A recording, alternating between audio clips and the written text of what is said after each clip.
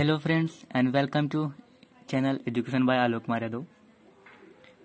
आज के हम इस वीडियो में फ्यूचर परफेक्ट टेंस के बारे में बताएंगे कि कैसे हम हिंदी से इंग्लिश में ट्रांसलेट करेंगे। सबसे पहले हमें ये जानना होगा कि फ्यूचर परफेक्ट टेंस के वाक्य के अंत में आता क्या है।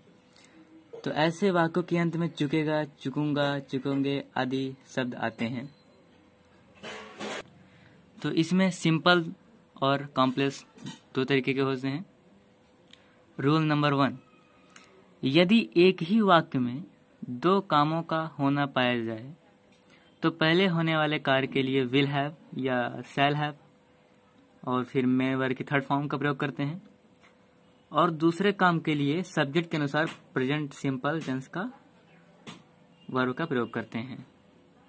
जैसा कि हमने रूलिंग में लिख दिया, अफर्मेटिव की रूलिंग है subject plus will upon shall plus have plus verb की third form plus object plus before plus subject plus verb की first form plus S upon ES plus object. ये आप रूलिंग कहीं पे लिख लें, यदि याद है तो कोई दिक्कत नहीं, इससे टेंस बहुत इजी होगा। तो पहले हम अफर्मेटिव के सिंपल सेंटेंस से शुरुआत करते हैं। तो फर्स्ट टाइम एग्जाम्पल है, मैं उस समय तक अपना कार्य समाप्त कर चुकूंगा। तो इसमें हमें छांटना है प्रिंसिपल क्लॉज और सब ऑर्डिनरी क्लॉज, लेकिन इसमें प्रिंसिपल क्लॉज है, मैं उस समय तक अपना कार्य समाप्त कर चुकूंगा। तो ये साधारण सा वाक्य है। तो मैं I shall have completed my work by that time. ये जो आपके पास रूलिंग है जो मैंने लिखवाई थी, अभी लिखी है, यदि वो आपके पास है तो बहुत इजी होगा बनाने में। सब्जेक्ट इसमें आई है तो आई, फिर विल शैल हैव तो कोई लगाना, तो आई के साथ हमेशा शैल लगता है, तो शैल हैव, आई और वी के साथ शैल हैव लगाते हैं और बाकी सब के साथ विल हैव लगाते हैं। तो आई शैल हैव हो गया। और इसके बाद वर्ब समाप्त करना, तो completed, because first form complete and third form completed. इसके बाद में ऑब्जेक्ट, तो ऑब्जेक्ट इसमें है अपना कार्य, ऑब्जेक्ट इसमें क्या है अपना कार्य, तो अपना कार्य माई वर्क, और फिर उस समय तक bye that time. And next example, हम कल तक यह कार्य अवश्य कर चुकेंगे। हम कल तक यह कार्य अवश्य कर चुकेंगे। तो हम के साथ हम के इंग्लिश वी, तो वी, जबकि यहाँ पे हमें निश्चित है अवश्य आया है, इसीलिए हम शैल के स्थान पर विल का प्रयोग कर रहे हैं। तो we will have first form इसकी, तो यहाँ पे थर्ड फॉर्म लगानी है हमें, तो डू, यहाँ पे डन हो गया थर्ड फॉर्म। इसके बाद ऑब्जेक्ट यह कार्य, तो दिस वर्क बाय टुमारो, कल तक बाय टुमारो। और इसके बाद हम आते हैं कॉम्प्लेक्स सेंटेंसेस।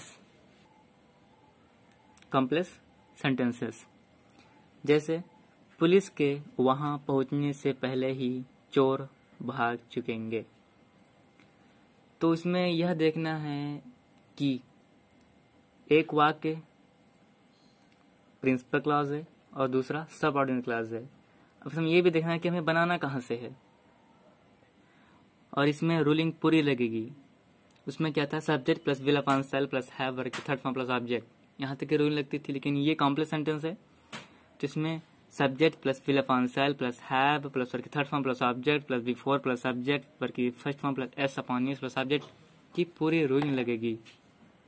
जैसे कि ये रूलिंग यहाँ पे लिखा हुआ है, subject plus will upon shall plus have plus verb की third form plus object plus before plus subject plus verb की first form plus S upon S plus object.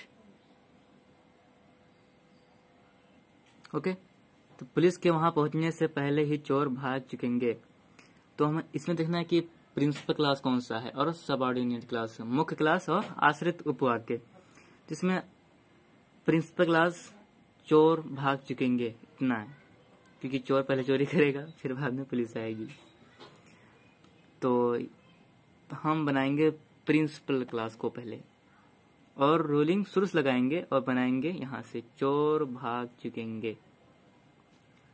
तो चोर की होती है द थीव्स, क्योंकि ज़्यादा चोर हैं, तो the thieves will have verb की थर्ड फॉर्म, तो भागना का रन अवे प्लस ऑब्जेक्ट, तो ऑब्जेक्ट इसमें है नहीं, तो प्लस बिफोर, तो बिफोर लगा दिया मैंने। और इसके बाद हमें बनानी है सब ऑर्डिनरी क्लास की, तो सब्जेक्ट प्लस वर्ब की first form plus S upon S, तो police, the police reach there, हो गया कंप्लीट। एंड अगेन सूर्य निकलने से पहले हम व्यायाम कर चुकेंगे, सूर्य निकलने से पहले हम व्यायाम कर चुकेंगे। तो ये भी सेम उसी तरह का बनेगा, हम व्यायाम कर चुकेंगे इसको पहले बनाएंगे, तो वी, अब वी के साथ सैल लगता है, तो वी सैल हैव, व्यायाम करना तो टेकन एक्सरसाइज की थर्ड फॉर्म लगानी है, तो टेकन एक्सरसाइज। बिफोर की ऑब्जेक्ट है नहीं तो हमने बिफोर लगाया, और फिर सूर्य निकलने से पहले the sun rises. And next example, कृषक वर्षा प्रारंभ होने से पूर्व अपनी फसलें काट चुकेंगे, अर्थात किसान वर्षा प्रारंभ होने से पहले ही अपनी फसल काट चुकेंगे। तो the farmers will have wrapped their harvest या फिर crop before the rain begin. And next example, जैसे कि यह छठा एग्जाम्पल, आपके आने से पहले मैं अपनी पुस्तक पढ़ चुकूंगा।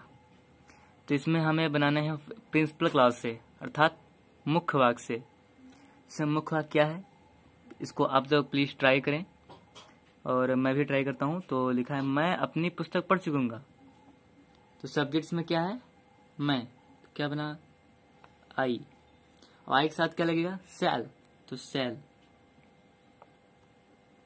और हैव तो लगेगा ही, तो आई सैल हैव। और पढ़ने की, इसमें पढ़ना वर्ब है, तो पढ़ने की क्या होता है, रीड, हमें यहाँ पे थर्ड फॉर्म प्रयोग करनी है, लेकिन थर्ड फॉर्म भी रीड ही होता है, ओके। और फिर ऑब्जेक्ट अपनी पुस्तक, माई बुक,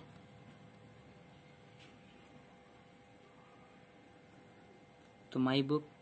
फिर अब हम बनाते हैं सब ऑर्डिनरी क्लास को, आश्रित वाक्य को। तो हम पहले ये सब्जेक्ट हो गया, शैल हैव हो गया, वर्ब की third form object plus before, तो बिफोर हमें लगा दिया, बिफोर प्लस सब्जेक्ट आपके, अर्थात यू, बिफोर यू कम, यहाँ पे यस या यस लगा नहीं सकते क्योंकि यू प्लूरल है।